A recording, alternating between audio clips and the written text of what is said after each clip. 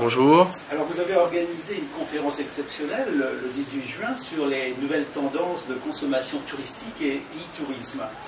Pouvez-vous nous livrer les points forts de votre intervention qui vous semblent marquants? Oui, alors déjà cette conférence, bon, c'est la 6e édition qu'on a faite. Et chaque année, le principe, c'est de réunir, là il y avait 19 intervenants différents de tous les secteurs d'activité.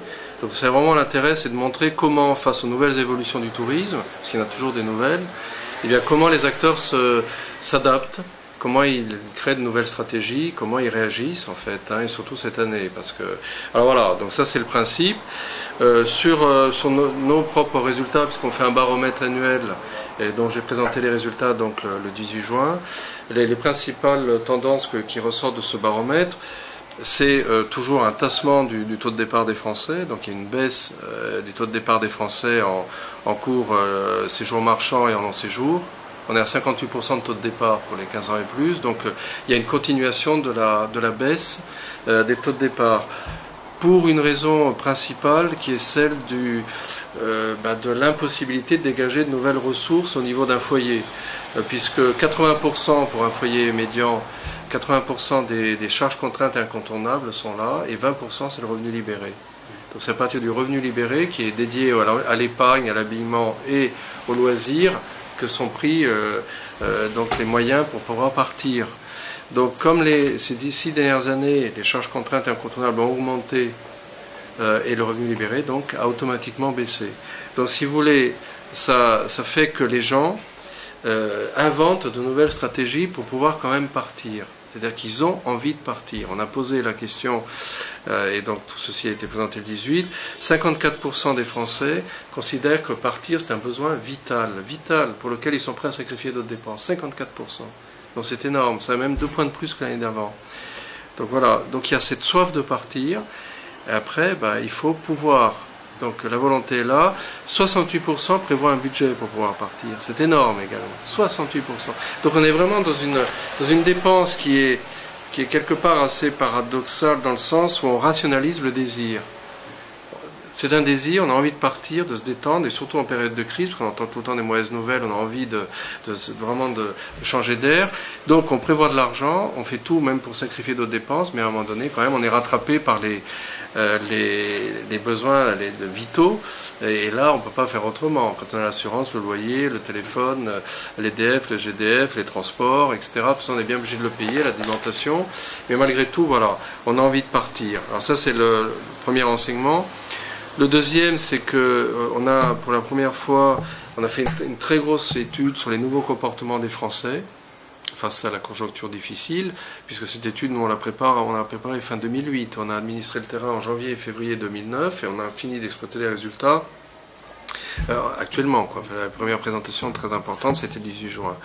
Et donc on avait fait un gros travail qualitatif auprès des Français pour savoir quels étaient les nouveaux comportements qu'ils adoptaient face à la conjoncture difficile. Et on en a identifié 21 de tout ce qu'ils nous ont dit. Et on a quantifié ces 21 nouveaux comportements. Et ce qui est très intéressant de voir, c'est qu'il y a 89% des Français ont adopté au moins un nouveau comportement. Donc c'est pour preuve qu'on n'est pas inerte face à ce qui se passe, on adopte de nouveaux comportements. Parce que justement, on a envie de partir. Et les 4 premiers comportements, le premier qui revient en priorité, c'est comparer. C'est comparer de plus en plus, encore plus, les prestations pour rechercher le meilleur rapport qualité-prix. Ce n'est pas le meilleur prix forcément, c'est le meilleur prix par rapport à ce que l'on recherche. Parce que vous savez, quelqu'un qui a un peu plus de moyens, il dira qu'il a moins de moyens, mais malgré tout, il achète plus cher que quelqu'un qui n'en a pas du tout. Donc après, disons qu'il y a une relation subjective au prix, ça a toujours été. Donc ça veut dire qu'on va chercher à comparer de plus en plus, en y passant beaucoup de temps. On passe à peu près 6,8 sites en moyenne pour une recherche, pour une transaction. Donc c'est beaucoup de temps de passer. Ça c'est le premier comportement. Le deuxième, c'est de moins dépenser sur place, restauration, cadeaux, souvenirs, presse. Et justement là, le 1er juillet, la TVA baisse. Donc il faut souhaiter évidemment que cette baisse soit répercutée sur la restauration, parce que ça peut être un facteur de reprise de la consommation touristique locale, qui est très importante. Le troisième, c'est d'essayer, quand c'est possible, de prendre un moyen de transport moins cher, Alors, moyen de transport moins cher, ça va se traduire par exemple, faire du covoiturage. Ça va se traduire par rechercher des billets low cost. Ça va se traduire par aller peut-être moins loin et rouler moins vite, ce qui est bon pour l'environnement.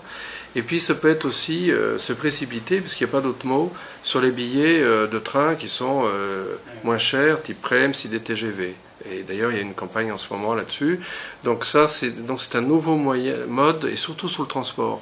Parce que le français, en fait, pour lui, du moment qu'il arrive, c'est l'essentiel. Après, il va faire beaucoup plus attention à l'hébergement. Parce que là, il faut un truc un peu sympa ou qui correspond davantage. Mais le transport, c'est vraiment le poste sur lequel ils vont essayer d'optimiser au maximum le rapport prix-déplacement. Ça, c'est vraiment... L'hébergement, je vous dis, ils feront attention. Ils vont chercher, par exemple, les campings marchent bien, ils vont rechercher la convivialité, mais ils iront dans un camping un petit peu plus haut de gamme, ou qui fait un petit peu parc de loisirs, etc. Mais le transport, ils sont capables. Et puis le quatrième comportement, c'est d'essayer pour le long séjour de réserver à l'avance quand il y a des prix plus intéressants. Donc ils vont faire du early booking et donc payer moins cher parce qu'ils auront réservé à l'avance.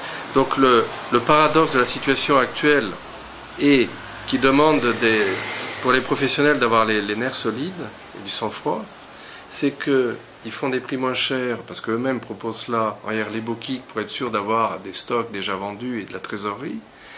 Donc ça, c'est pour les longs séjours. Et en même temps, ils savent qu'après, il y a un creux dans les réservations. Donc ça, c'est 3-4 mois avant.